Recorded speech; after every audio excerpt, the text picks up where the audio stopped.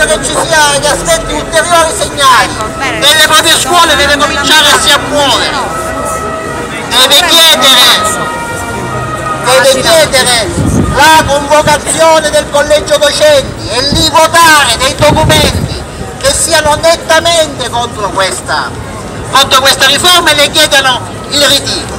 E poi deve cominciare a costruire delle situazioni di lotta che comincino a intralciare e a dare fastidio.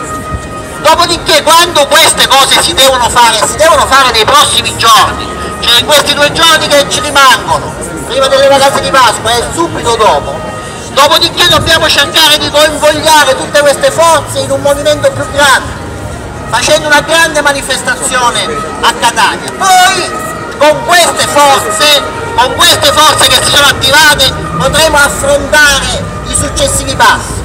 Ci sono passi che noi conosciamo e su cui possiamo intervenire, pensa a tutta la vicenda delle prove